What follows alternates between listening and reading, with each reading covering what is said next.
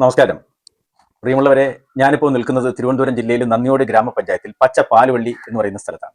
ഇവിടെ നമ്മുടെ അനിൽകുമാർ എന്ന് പറയുന്ന ഒരു സഹോദരൻ ഇരുവൃക്കകളും തകരാറിലായി വളരെ വിഷമാവസ്ഥയിലാണ് കഴിയുന്നത്.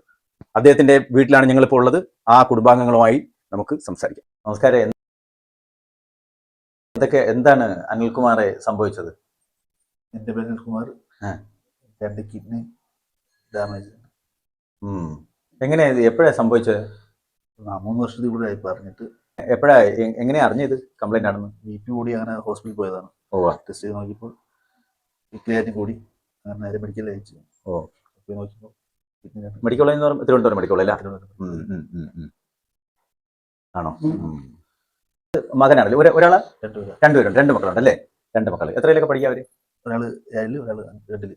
ഒരാൾ 2. വൈഫ് അല്ലേ? അപ്പോ മെമ്പർ ആണല്ലേ? മെമ്പറുടെ പേരെന്താണ്? ദീപ. എങ്ങനെ ഇത് ഈ കാര്യങ്ങൾ ഈ കുടുംബത്തെ കുറിച്ചൊക്കെ നന്നായിട്ട് അറിയാന്നുള്ളതല്ലേ? അറിയാം. അവർക്ക് എന്താ സംഭവിച്ചെന്ന് അറിയാമോ? എങ്ങനെയൊക്കെയാണ്? അറിയാം. 2-3 വർഷം കൊണ്ട് അനിൽകുമാറിന്റെ കിഡ്നി ഫെയിലാണ്. അപ്പൊ അമ്മ കിഡ്നി ഡൊണേറ്റ് ചെയ്യാന്ന് പറഞ്ഞ്, പക്ഷെ അത് ചെയ്യാനുള്ള സാമ്പത്തിക സ്ഥിതി അവർക്കില്ല. അപ്പം എല്ലാവരും കൂടി സഹായിച്ച് അവരെ ചികിത്സയ്ക്ക് വേണ്ട ധനസഹായം കൊടുക്കാനാണ് എല്ലാവരും തീരുമാനിക്കുന്നത്. ഈ സാഹചര്യം എല്ലാവരും കണ്ടു കാണും. അനിൽകുമാറിന് എല്ലാവരും നല്ല. അപ്പോ നിങ്ങള് അനിൽകുമാറിന്റെ ഭാര്യയാണല്ലേ? എന്തൊക്കെയാണ് അദ്ദേഹത്തിന്റെ ഇപ്പോഴത്തെ ഉള്ള ഒരു പ്രസന്റ് കണ്ടീഷൻ? PH ലെവൽ ദിവസം ചെല്ലുന്തോറും അതിന്റെ വേരിയേഷൻ മാറി മാറി വരുവാണ്. ഒരു ദിവസം 5 ആണെങ്കിൽ പിന്നെ അത് 6 ആവുന്നുണ്ട്, പിന്നെ അത് വീണ്ടും കുറഞ്ഞു വരുന്നുണ്ട്. അപ്പോൾ ഞങ്ങൾ ആദ്യം കാണിച്ച മെഡിക്കൽ കോളേജിലായിരുന്നു. അത് കഴിഞ്ഞ് പിന്നെ ഞങ്ങൾ നിംസിലോട്ട് പോയായിരുന്നു. നിംസിലോട്ട് നമ്മുടെ സാമ്പത്തികം അനുവദിക്കാത്തത് കൊണ്ട് പിന്നെ വീണ്ടും ഞങ്ങൾ മെഡിക്കൽ കോളേജിലാണ് കാണിക്കുന്നത്. അപ്പോൾ ഡോക്ടർ ഇതിനിടയ്ക്ക് ഒരു സ്റ്റോൺ ഉണ്ടായിരുന്നു, ചെറിയൊരു മുഴയായിട്ടും ഉണ്ടായിരുന്നു. അതിന് കഴിഞ്ഞ നവംബർ മാസത്തിൽ സർജറി കഴിഞ്ഞായിരുന്നു. ഇപ്പോഴും വീണ്ടും ഞങ്ങൾ കണ്ടിന്യൂസ് ആയിട്ട് മെഡിക്കൽ കോളേജിലാണ് കാണിച്ചുകൊണ്ടിരിക്കുന്നത്. കണ്ടിന്യൂസ് ആയിട്ട് ഞങ്ങൾ മെഡിക്കൽ കോളേജിലെ ട്രീറ്റ്മെന്റിലാണ് നിൽക്കുന്നത്. തുടർന്നുള്ള ട്രീറ്റ്മെന്റിനും പിന്നെ കിഡ്നി മാറ്റി വെക്കാൻ വേണ്ടി നമ്മളെ സാമ്പത്തികം ഒരുപാട് എത്ര രൂപ വേണമെന്ന് പറയുന്നത്? 25 ലക്ഷത്തോളം ചെലവ് വരുന്നുണ്ട്. 25 ലക്ഷം രൂപയോളം ചെലവ് വരുന്നുണ്ട്. അതുപോലെ തന്നെ അപ്പൊ ഈ 25 ലക്ഷത്തോളം ചെലവ് വരുന്നതോടൊപ്പം ഈ ബാക്കിയുള്ള പുറമേ അല്ലാതെ കുറച്ച് ചെലവ് വരും അല്ലേ? എല്ലാം കൂടെ ഒരു മാസം തന്നെ മെഡിസിൻ തന്നെ നല്ല എമൗണ്ട് വരുന്നുണ്ട്. അപ്പൊ അതൊരു വിഷയമാണ്. കിഡ്നി കൊടുക്കാൻ പുള്ളിയുടെ അമ്മ തയ്യാറാണ്, പക്ഷേ സാമ്പത്തികമാണ് പ്രശ്നം. ഇപ്പൊ നിലവിൽ കിഡ്നി കൊടുക്കാൻ ആളുണ്ട്. അമ്മ കൊടുക്കാന്ന് പറഞ്ഞിട്ടുണ്ട്. അമ്മയുടെ ശാരീരികാവസ്ഥയും ഒക്കെ പരിശോധിച്ച് ചെയ്യാം അല്ലേ? അത് പിന്നെ അങ്ങോട്ടുള്ള ഇതില് ശരിയാവുമെന്ന് അറിയത്തില്ല. അമ്മയ്ക്ക് ഒരുപാട് പ്രോബ്ലംസ് ഉണ്ട്. അപ്പം പ്രിയപ്പെട്ട അനിൽകുമാറിന്റെ അടുത്താണ് ഞാൻ നിൽക്കുന്നത്. അനിൽകുമാർ ഇപ്പോ ഇങ്ങനെ ഒരു സാഹചര്യം പറ്റിപ്പോയി. അനിൽകുമാർ ജി അതിന് അദ്ദേഹത്തിന്റെ ഒരു ട്രീറ്റ്മെന്റിന്റെ സർട്ടിഫിക്കറ്റ് ആണ് കേട്ടോ. ട്രീറ്റ്മെന്റിന്റെ സർട്ടിഫിക്കറ്റിൽ ക്രോണിക് കിഡ്നി ഡിസീസ് എന്ന് ഡയഗ്നോസ് ചെയ്തിട്ടുണ്ട്. റെക്കമെൻഡേഷൻ ഓഫ് അതിന്റെ റെസ്റ്റ് എന്ന് പറയുന്നുണ്ട്. ഹി നീഡ്സ് കണ്ടിന്യൂസ് ട്രീറ്റ്മെന്റ് എന്നാണ്. അതായത് അദ്ദേഹം ഒരു ആജീവനാന്ത രോഗി എന്നുള്ള സർട്ടിഫിക്കറ്റാണ് ഡോക്ടർ തിരുവനന്തപുരം മെഡിക്കൽ കോളേജിലുള്ള സർട്ടിഫിക്കറ്റ് ഇതിനോടൊപ്പം ഉണ്ട്. അപ്പൊ ഇതിനകത്ത് ഡോക്ടർ MK മുഹമ്മദ് അലി ഇല്ലേ, Mohandas, professional and HOD nephrology government medical college എന്നുള്ള സർട്ടിഫിക്കറ്റ് ഉണ്ട്. മെഡിക്കൽ കോളേജ് ഹോസ്പിറ്റലിലെ മറ്റ് രേഖകളുണ്ട് കേട്ടോ. അപ്പൊ അദ്ദേഹത്തിന് അതൊരു മെഡിക്കൽ കോളേജിലെ സർട്ടിഫിക്കറ്റുകളുണ്ട്. അതുപോലെ അദ്ദേഹത്തെ ട്രീറ്റ്മെന്റ് ചെയ്തുകൊണ്ടിരിക്കുന്ന ബുക്കാണ് കേട്ടോ. വലിയൊരു ബുക്ക് തന്നെയുണ്ട്. അപ്പൊ അതൊരു നിംസിൽ ട്രീറ്റ്മെന്റിന് പോയതാ. അദ്ദേഹം രക്ഷപ്പെടുമെങ്കിൽ പെട്ടെന്ന് അസുഖം കുറയുമെങ്കിൽ കുറയട്ടെ എന്ന് പറഞ്ഞിട്ട് അദ്ദേഹം അവർ പോയതാ. പക്ഷെ അതിന്റെ സർട്ടിഫിക്കറ്റുകളെല്ലാം ഉണ്ട്. അപ്പോൾ ഇത്രയും medical college hospital Thiruvananthapuram department of radio diagnosis കേട്ടോ. അപ്പോൾ അങ്ങനെ അദ്ദേഹത്തിന് വേണ്ടത്ര ചികിത്സയുടെ പേപ്പറുകളെല്ലാം ഉണ്ട്. അപ്പം അതെല്ലാം ഇതോടൊപ്പം ഉണ്ട് കേട്ടോ. ഡിപ്പാർട്ട്മെന്റ് ഓഫ് നെഫ്രോളജിയുടെ ഡീറ്റെയിൽസ് ആണിത്. അപ്പൊ എപ്പോഴാണ് ഇത് ഇങ്ങനെ കണ്ടുപിടിച്ചാൽ കുമാറെ? 3 വർഷമായി. എന്ത് ജോലിയായിരുന്നു? ഇലക്ട്രീഷ്യൻ ആയിരുന്നു. അപ്പൊ ജീവിതമൊക്കെ വളരെ ദുഃഖത്തിൽ തന്നെയാണ്. ജീവിതം വളരെ ദുഃഖത്തിലാണ് കേട്ടോ. സത്യം പറഞ്ഞ ഇലക്ട്രീഷ്യൻ എന്ത് കിട്ടും ഇപ്പോൾ ജോലി ചെയ്ത? അപ്പോൾ അങ്ങനെയുള്ള സാഹചര്യത്തിലാണ്. അപ്പോൾ എന്തായാലും മറ്റുള്ളവരുടെ സഹായം കൂടിയേ തീരും. ഇതിന്റെ ജെന്യൂനിറ്റിയും ഇതിന്റെ നമ്പറും കോൺടാക്റ്റും പിന്നെ ഗ്രാമപഞ്ചായത്ത് മെമ്പർ പറയുന്ന കാര്യങ്ങളും അതുപോലെ ഇവിടുത്തെ ഒരു റെസിഡൻസ് അസോസിയേഷൻ ഇദ്ദേഹത്തെ സഹായിക്കാൻ മുന്നോട്ട് വന്നിട്ടുണ്ട്. അവരുടെ മുന്നിലുള്ള ഒരു പ്രധാന വെല്ലുവിളി എന്ന് പറഞ്ഞാൽ 25 ലക്ഷം ഇവർ പറയുന്നെങ്കിലും ചികിത്സയ്ക്ക് ശേഷമുള്ള ചെലവ് എല്ലാം കൂടെ ഒരു 30 ലക്ഷത്തോളം രൂപ ഇതിനകത്ത് ചെലവ് വരും. അപ്പോൾ അതിന് വേണ്ട തുക കണ്ടെത്താൻ സുമനസ്സുകളായ ജനങ്ങളുടെ നിങ്ങൾ ഓരോരുത്തരുടെയും സഹായം കൂടിയത്. ഞാൻ കഴിഞ്ഞ വീഡിയോയിലൊക്കെ ഞാൻ പറഞ്ഞതുപോലെ ചിലപ്പോൾ നമ്മൾ ചെറിയ ഒരു ബിരിയാണി കഴിക്കുന്ന, ഒരു മന്തി കഴിക്കുന്ന, അല്ലെങ്കിൽ ഒരു ജ്യൂസ് കുടിക്കുന്ന 50 രൂപ മതി ഒരാളുടെ ജീവൻ നിലനിർത്താൻ കഴിയും, ഒരാളുടെ ജീവിതത്തിലേക്ക് നമുക്ക് തിരികെ കൊണ്ടുവരാൻ കഴിയും. അപ്പോൾ അത് നമുക്ക് എല്ലാവർക്കും ചെയ്തേ പറ്റൂ. അപ്പം എല്ലാവരും സഹായിക്കും എന്നുള്ള പ്രതീക്ഷയാണ് എനിക്ക്. സാമ്പത്തിക ബുദ്ധിമുട്ട് തന്നെ ചികിത്സയ്ക്കുള്ള സഹായം വേണം. അച്ഛനും ചികിത്സയ്ക്ക് ഇരിക്കുകയാണ്, ഹാർട്ടിൻ്റെ അസുഖമാണ്. ഇപ്പോൾ ഗുളിക കഴിച്ചുകൊണ്ടിരിക്കുകയാണ് 3 വർഷം കൊണ്ട്. ഈ മകന് ഇപ്പോ ചികിത്സക്കുള്ള തുകകളിൽ ആയോ? ചികിത്സയുള്ള സഹായം വേണം. പിന്നെ മകന് കിഡ്നി കൊടുക്കാൻ അമ്മ തയ്യാറാണ്, പക്ഷേ ടെസ്റ്റ് ചെയ്താലല്ലേ അറിയാവുള്ളൂ. അച്ഛനെന്താ പറയാനുള്ളത്? എനിക്ക് പറയാനുള്ളത് എനിക്ക് പഠിക്കാനൊന്നും പോകാൻ പാടില്ല, ഹാർട്ടിന് കുഴപ്പമാണ്. ഇപ്പോഴേ ഗുളിക കഴിച്ചുകൊണ്ടിരിക്കുകയാണ്, അല്ലാതെ ഒന്നും വേറെ ഒരു നിവർത്തിയില്ല. അങ്ങനെ ഒരു ഏർപ്പാടിലിരിക്കുകയാണ്. എത്ര നാളെ അച്ഛൻ ചികിത്സയിലിരിക്കുന്നു? 4 വർഷമായി. 4 വർഷമായി. മാമന് ബൈപ്പാസ് പറഞ്ഞതാണ്, 4 വർഷം കൊണ്ട് മെഡിക്കൽ കോളേജിലെ ട്രീറ്റ്മെന്റിലായിരുന്നു. ബൈപ്പാസ് ഒന്നും ചെയ്യാൻ പറ്റിയില്ല, സാമ്പത്തികം തന്നെയായിരുന്നു ഒന്നും പ്രശ്നം. അപ്പം ശരിക്കും പറഞ്ഞാൽ നിങ്ങളുടെ കുടുംബത്തിലെ മുഴുവൻ അംഗങ്ങൾക്കും അതിൻ്റെതായ പ്രശ്നങ്ങളുണ്ട്, ഒരുപാട് പ്രശ്നം. എല്ലാ പ്രശ്നത്തിലാണ് മുന്നോട്ട് പോകുന്നത് അല്ലേ? ദയനീയമായ അവസ്ഥയിലാണ് ഇവര് കുടുംബം കടന്നു പോകുന്നത്. നമുക്ക് അനിൽകുമാറിന്റെ വീടുമായിട്ട് കൂടുതൽ അറിയാവുന്നതും ഇവിടുത്തെ റെസിഡൻസ് അസോസിയേഷന്റെ ഭാരവാഹിയുമായ ശ്രീ മിനിലാൽ, അദ്ദേഹം എങ്ങനെ സംസാരിക്കും? നമുക്ക് ഇവരെ കുടുംബമായിട്ടൊക്കെ നന്നായിട്ട് അറിയാവുന്നല്ലേ? പിന്നെ അപ്പൊ എന്തൊക്കെയാണ് അങ്ങേക്ക് അറിയാവുന്നതാണ്?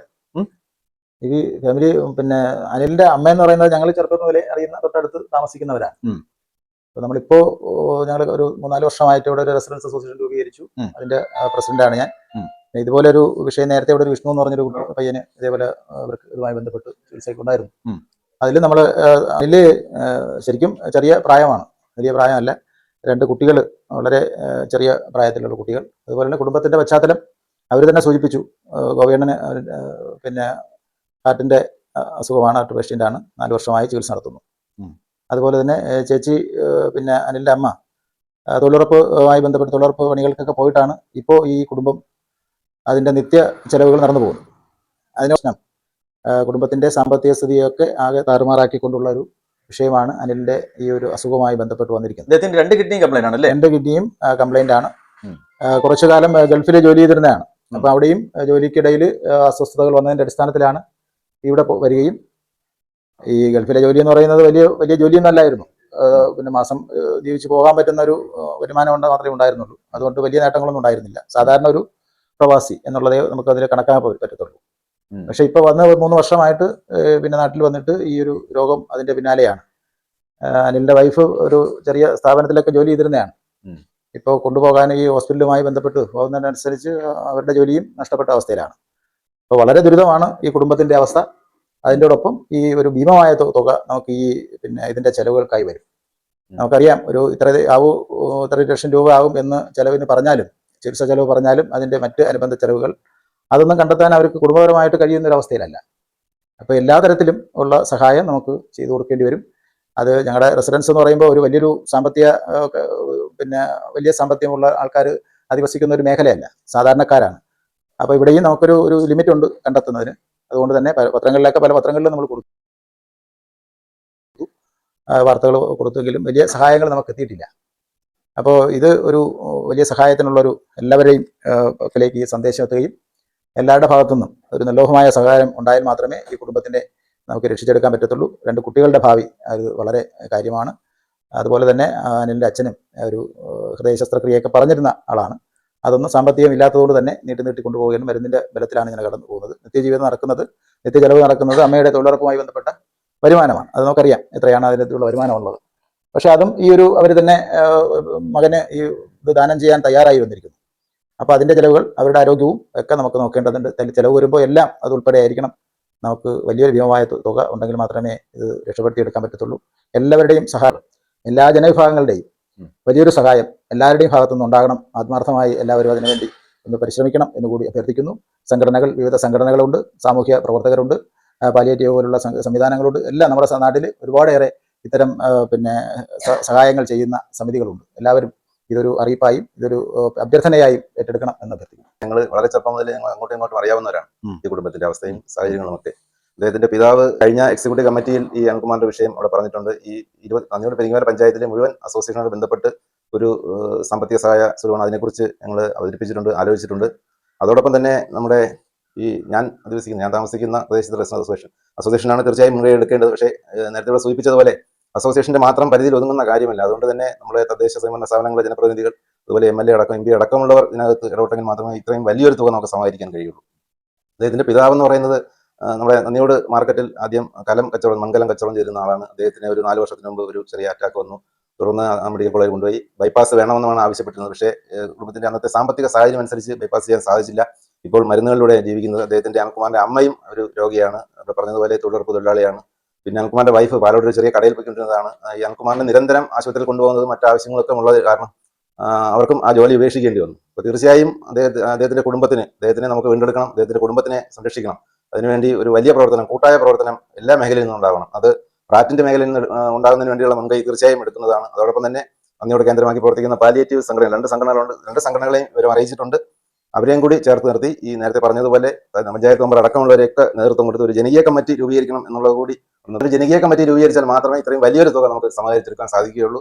പിന്നെ ഡോണറിന്റെ കാര്യത്തിൽ കിഡ്നി നൽകുവാൻ അദ്ദേഹത്തിന്റെ അമ്മ തയ്യാറായിട്ടുണ്ട്. പക്ഷേ അതിനകത്ത് ഒരുപാട് കടമ്പകൾ കടക്കേണ്ടതായിട്ടുണ്ട്. ഒന്ന് ആരോഗ്യപരമായ പ്രശ്നം, മറ്റു നിയമപരമായ പ്രശ്നങ്ങളൊക്കെ ഉണ്ട്. പക്ഷേ ഈ ആരോഗ്യപരമായി അദ്ദേഹത്തിന്റെ അമ്മയുടെ കിഡ്നി ഇദ്ദേഹത്തിന് സ്വീകരിക്കാൻ നൽകുവാൻ കഴിയുമോ എന്നുള്ള കാര്യം അതൊക്കെ തയ്യാറ് മാത്രം എടുത്ത് തീരുമാനിക്കാൻ കഴിയില്ല. അപ്പോൾ ഒരുപക്ഷെ അത് പറ്റിയില്ലെങ്കിൽ മറ്റൊരു ഡോണറെ കണ്ടെത്തണം. അത്തരത്തിലുള്ള ഒരു വലിയ പ്രവർത്തനം അതിനകത്തുണ്ട്. പിന്നെ കുറച്ച് ഈ ഒരു മേഖലയിൽ നമ്മൾ തൊട്ട് മുമ്പ് ഒരു ചെറുപ്പക്കാരന് വേണ്ടി, ഈ പ്രദേശത്തെ ഒരു ചെറുപ്പക്കാരന് വേണ്ടി ഇത്തരത്തിലൊരു ഒരു കൂട്ടായ്മ വലിയ രീതിയിൽ കിഡ്നി മാറ്റിവെക്കൽ ശസ്ത്രക്രിയയ്ക്ക് വേണ്ടി ഒരു കൂട്ടായ്മ സംഘടിപ്പിച്ച് വലിയ തുകയൊക്കെ സമാഹരിച്ചു. അദ്ദേഹത്തിന്റെ ശസ്ത്രക്രിയ വിജയകരമായി തന്ന അദ്ദേഹം തൊഴിൽ ജീവിക്കുന്നുണ്ട്. അപ്പോൾ സ്വാഭാവികമായിട്ടും അനിൽകുമാറും തീർച്ചയായും പഴയ ജീവിതത്തിലേക്ക് തന്നെ മടങ്ങി വരുന്നതിന് വേണ്ടിയുള്ള പഴയ ജീവിതത്തിലേക്ക് തീർച്ചയായും തിരികെ കൊണ്ടുവരണം. അദ്ദേഹത്തിന്റെ കുടുംബത്തിന്റെ തുണയായി നിൽക്കേണ്ട അദ്ദേഹമാണ്. അപ്പോൾ അനിൽകുമാർ അതുകൊണ്ട് തന്നെ അനിൽകുമാറിനെ തിരികെ പഴയ ജീവിതത്തിലേക്ക് കൊണ്ടുവരുന്നതിനുള്ള ശ്രമം നടത്തണമെന്ന് എല്ലാവരുടെയും സഹകരണം ഉണ്ടാകണമെന്ന് മാത്രം അഭ്യർത്ഥിക്കുകയാണ്. കൂലിപ്പണി ചെയ്തായിരുന്നു ആ കുടുംബം പുലർത്തിക്കൊണ്ടിരുന്നത്. അതിനകത്ത് കലക്കച്ചവടം മാർക്കറ്റിനകത്ത് പല മാർക്കറ്റിൽ പഞ്ചായത്തിന്റെയും നെടുമങ്ങാട് പഞ്ചായത്തിലും ഒക്കെ നെടുമങ്ങാട് മാർക്കറ്റിലും മാർക്കറ്റിലേക്ക് ചുവന്നുകൊണ്ട് പോയാണ് കച്ചവടം ചെയ്തുകൊണ്ടിരുന്നത് ഈ കുടുംബത്തെ പോറ്റിക്കൊണ്ടിരുന്നത്. ഇതിനിടയ്ക്ക് പ്രായപൂർത്തി അനുസരിച്ച് പോയി ഒരു നിശ്ചയ കണ്ടെത്തി അവിടെ വെച്ചാണ് ഈ അസുഖം അറിയുന്നത്. അങ്ങനെ തന്നെ അവിടെ നിന്ന് മടങ്ങി വന്നു. ഇവിടെ പട്ടിണി ആവാതിരിക്കാൻ വേണ്ടി കുടുംബം പുലർത്താൻ വേണ്ടി കൂലിപ്പണിക്ക് ഇവിടെ വന്നതിന് ശേഷം കൂലിപ്പണിക്ക് പോയതാണ്. തീരെ ഏടുകൊണ്ടാണ് ആവശ്യമായ അനുസരിച്ചാണ് ആശുപത്രിയിലേക്ക് ഇങ്ങനെ ചികിത്സയുടെ ഭാഗമായിട്ട് പോകാൻ പറ്റുന്നത്. ഞാൻ 17 കൊല്ലം കൊണ്ട് നമ്മുടെ അസിസ്റ്റന്റ് പാലിയേറ്റീവ് സർവീസ് ടീമിന്റെ എക്സിക്യൂട്ടീവ് മെമ്പറാണ്. ബാലു എന്നെ പോലെ സർവീസിൽ പാലിയേറ്റീവ് പ്രവർത്തനമായിട്ട് ഞങ്ങൾ 3-4 പഞ്ചായത്ത് ഈ പ്രവർത്തനമുണ്ട്. അങ്ങനെ ഇതുമായിട്ട് പത്രത്തിൽ ഈ വാർത്ത കണ്ടാണ് ഈ കുടുംബമായിട്ട് ബന്ധപ്പെട്ടത്. എന്തായാലും എന്തുകൊണ്ടും ഈ അനിൽകുമാറിനെ നമുക്ക് പഴയ രീതിയിൽ എല്ലാ രീതിയിൽ നല്ല ഉന്മേഷവാനായി ഒരു നല്ല രീതിയിൽ ഈ കുടുംബത്തെ പുലർത്തുന്നതിന് വേണ്ടി ഈ കുടുംബത്തെ രക്ഷിച്ചെടുക്കണം എന്നാണ് ഈ സന്ദർഭത്തിൽ എനിക്ക് പറയാനുള്ളത്. നമുക്ക് ഇത് ഈ മാത്രമേ ഈ പൊടിക്കുട്ടി 2ാം ക്ലാസ്സിൽ പഠിക്കുന്ന പൊടിക്കുട്ടിയുണ്ട്. മൂത്ത കുട്ടി 6ാം ക്ലാസ്സിലായിട്ട് പഠിക്കുന്നത്. ഈ കുടുംബത്തിൽ ഇവരുടെ ഒരു അത്താണി എന്ന് പറയുന്നത് അനിൽകുമാർ എന്ന് പറഞ്ഞ ചെറുപ്രായത്തിലെ ഈ കുട്ടിയെ നമുക്ക് രക്ഷിച്ചെടുക്കണം എന്നാണ് ഈ സന്ദർഭത്തിൽ എനിക്ക് പറയാനുള്ളത്. അത് നമ്മുടെ കൂട്ടായിട്ട് പറഞ്ഞിട്ടുണ്ട്. ഒരു വിധം ഞാൻ കൊടുക്കാൻ തയ്യാറാണെന്ന് പറഞ്ഞിട്ടുണ്ട്. ഇങ്ങനെയായാലും ഈ കുടുംബത്തെ നമുക്ക് പഴയ രീതിയിൽ വീണ്ടെടുക്കണം എന്നാണ് ഈ സന്ദർഭത്തിൽ എനിക്ക് പറയാനുള്ളത്. അതുകൊണ്ട് ഇത് എല്ലാവരും ഇതിനകത്ത് എല്ലാ പ്രവർത്തകരെയും നമ്മളെ ഒരു കുടുംബം പോലെ എല്ലാവരെയും സാന്നിധ്യം പങ്കെടുത്ത് ഇതിനു വേണ്ടി ചെലവാക്കണം എന്നാണ് അനിൽകുമാറിന് വേണ്ടി എനിക്ക് പറയാനുള്ളത്. ഞാൻ പച്ചയിൽ ഒരു ട്രേഡ് യൂണിയന്റെ കൺവീനറായിട്ട് പ്രവർത്തിക്കുന്നു. എന്റെ സുഹൃത്തിന്റെ മകനാണ് ഈ അനിൽകുമാർ. അനിൽകുമാറിന്റെ അവസ്ഥ വളരെ പരിതാപകരമാണ്. എങ്ങനെ നമ്മൾ ശ്രമിച്ചാലും ഈ കുടുംബത്തിന് ഈ ഒരു വലിയ തുക സംഭരിച്ചെടുക്കാൻ കഴിയാത്ത ഒരു അവസ്ഥയുണ്ട്. സുമനസ്സുകളുടെ സഹായം ഏകദേശം അനിൽകുമാറിന് 30 ലക്ഷത്തിൽ പരം രൂപയുടെ ആവശ്യമുണ്ടെന്നാണ് അറിയുന്നത്. അത്രയും തുക സമാഹരിച്ചെടുക്കുന്ന കാര്യം വളരെ കുടുംബത്തിന് ബുദ്ധിമുട്ടുണ്ട്. അതുകൊണ്ട് സുമനസ്സുകളുടെ സഹായം അഭ്യർത്ഥിക്കുന്നു. അത് അത്യാവശ്യമായ ഒരു കാര്യമായി എല്ലാ സിറ്റുവേഷനും അറിയാവുന്ന ഒരാളാണ്. വളരെ പരിതാപകരമായിട്ടുള്ള ഒരു കുടുംബമാണ്.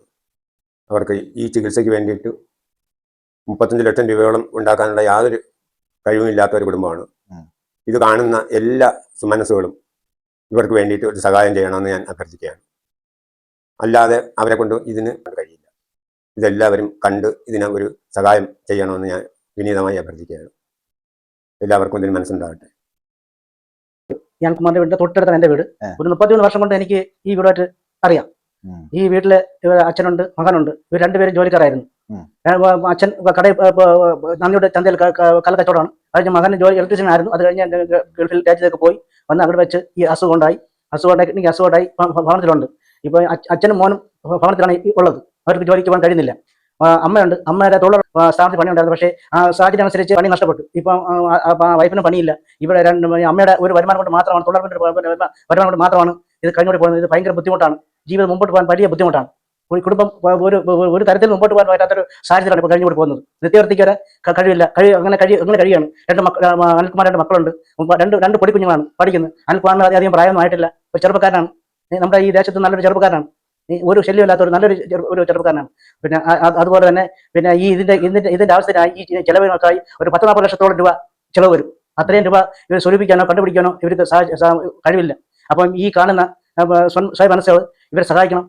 പല റെസിഡന്റ് അസോസിയേഷൻകാർക്ക് ഉണ്ട്, പക്ഷേ എങ്കിലും ഈ കാണുന്ന വീഡിയോ കാണുന്ന എല്ലാവരും ഇവർക്ക് വേണ്ടി സഹായിക്കണം. ഈ 10-40 ലക്ഷത്തോളം രൂപ ഇതിനു വേണ്ടി ചെലവ് വരും. ആ ചെലവിലേക്കായി പൈസ കണ്ടെത്തണം. അപ്പൊ എല്ലാവരും ഇവർക്ക് വേണ്ടി സഹായിക്കണം എന്നാണ് എനിക്ക് പറയാനുള്ളത്. പറഞ്ഞു. എൻ്റെ പേര് ഷിജു എന്നാണ്. ഞാനാണ് സ്ഥിരയുടെ പെൻഷൻ കൊടുക്കുന്നത്. അല്ലാതെ എനിക്ക് അറിയുന്നുള്ള ഒരു കുടുംബമാണ്. മാമനായാലും ഈ കുടുംബം എനിക്ക് നല്ല പരിചയം കൊടുക്കണം. സ്ഥിരമായിട്ട് ഞാനിവിടെ പെൻഷൻ കൊടുക്കുന്നത്. ഈ പറഞ്ഞതുപോലെ നമ്മളെ കൊണ്ട് പറ്റുന്ന സഹായം ബന്ധപ്പെട്ടൊക്കെ ചെയ്തിട്ടുണ്ട്. നിങ്ങളാൽ കഴിയുന്ന സഹായം കൂടി ചെയ്ത് ഈ കുടുംബത്തെ, അതേപോലെ തന്നെ അനിയന്നെങ്കിൽ അനിൽകുമാറിനെ, അദ്ദേഹത്തെ രക്ഷിക്കുന്നതിന് വേണ്ടിയിട്ടുള്ള നമ്മളാൽ കഴിയുന്ന സഹായം പോലെ തന്നെ എല്ലാവരും അവരാൽ കഴിയുന്ന സഹായം കൂടി ചെയ്യണമെന്നാണ് ഈ വീടിന്റെ അവസ്ഥകളെല്ലാം കണ്ടല്ലോ. ഇനി നമുക്ക് എല്ലാവർക്കും കൂടി കൈകോർത്തുകൊണ്ട് ഈ കുടുംബത്തെ രക്ഷിക്കാം, സഹായിക്കാം. ഇതിൽ നിങ്ങൾക്ക് ഇവരെ ബന്ധപ്പെടേണ്ട നമ്പറെല്ലാം ഇതിനകത്ത് വെച്ചിട്ടുണ്ട്. അതിന്റെ ഗൂഗിൾ പേ നമ്പറും അക്കൗണ്ട് നമ്പറും ഒക്കെ നമ്മൾ ഇതിനകത്ത് ചേർക്കുന്നുണ്ട്. അതോടൊപ്പം നിങ്ങൾ ഈ ചാനൽ ആദ്യമായി കാണുന്നവരാണെങ്കിൽ നിങ്ങൾ സബ്സ്ക്രൈബ് ചെയ്യാൻ മറക്കരുത്. ഇത് ഷെയർ ചെയ്ത് ഈ ന്യൂസ് ഒട്ടനവധി പേരിലേക്ക് എത്തിക്കണം. ചിലർക്ക് സാമ്പത്തികമായി സഹായിക്കാൻ കഴിയില്ല, പക്ഷേ ഈ ഷെയർ ചെയ്ത് മറ്റു പലരിലേക്ക് എത്തിക്കാൻ കഴിയും. ഇതുപോലുള്ള ന്യൂസ് നിങ്ങളെ കൈകളിലേക്ക് എത്തിക്കാൻ വിൻഡർ ഹെവൻ എന്ന് പറഞ്ഞ ചാനൽ നിങ്ങൾക്കൊപ്പം ഉണ്ട്. നിങ്ങൾ ഇതുപോലെ രോഗികളായിട്ടുള്ള ആരെങ്കിലും കിടക്കുകയാണെന്നുണ്ടെങ്കിൽ നിങ്ങൾ ഞങ്ങളെ അറിയിക്കണം. അതോടൊപ്പം ഇവരെ നിങ്ങൾ കൈയടിച്ച് സഹായിക്കണം. സഹായിക്കുന്നുള്ള ഉത്തമ വിശ്വാസത്തോടുകൂടി ഞാൻ അനിൽകുമാറിന്റെ വീട്ടിൽ നിന്നും ഞാൻ CB ശരവണൻ, വിൻഡർ ഹെവൻ. നമസ്കാരം.